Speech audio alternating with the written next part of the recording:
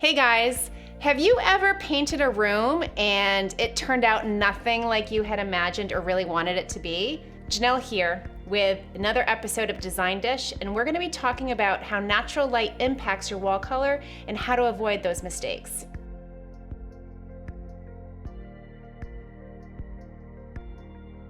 So natural light should always be considered when you're selecting a paint color for your space. And it goes a little bit beyond whether or not the room has a window. You might say, okay, well, of course, you need to take into consideration the light in the space, but it's a little bit more than, does the room have a window, or is it a bathroom that has no windows and you don't have to worry about it?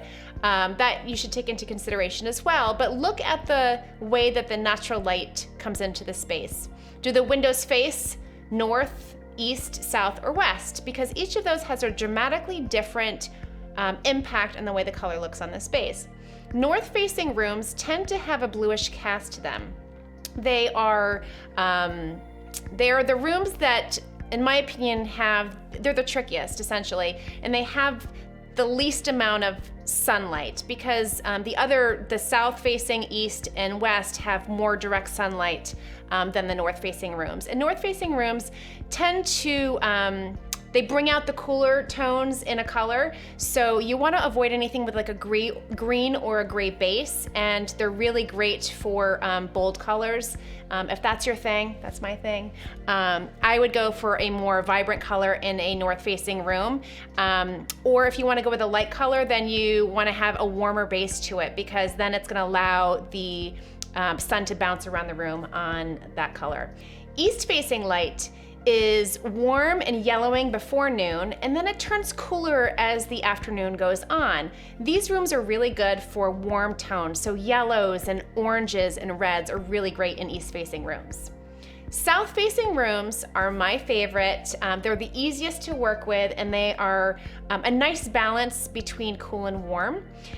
You have most of the light throughout the day, which is beautiful.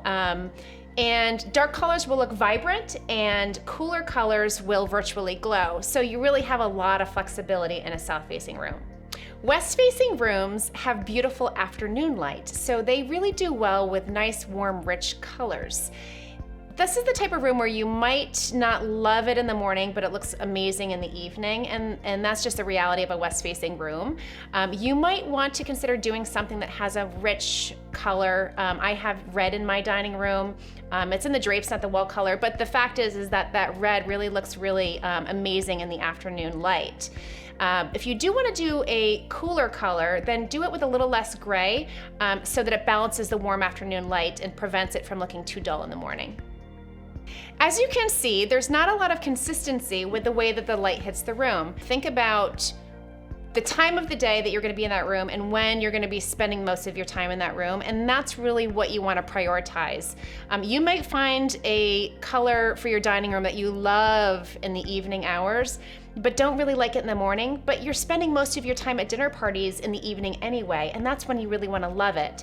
As long as that color in the morning isn't bad and it's okay, then I think that that's okay as well. There's not going to be one magical color that looks good on every wall and every time of the day in every direction of the sun. That's just the reality of it. As you can see, there's a lot that goes into selecting a paint color. So for that reason, I've created a cheat sheet on my website at blakelyinteriordesign.com, where you can download a cheat sheet that provides you with some more information on the different sun exposures and the best way to select a color for that space, along with my favorite top picks of paint colors for each of those different exposures.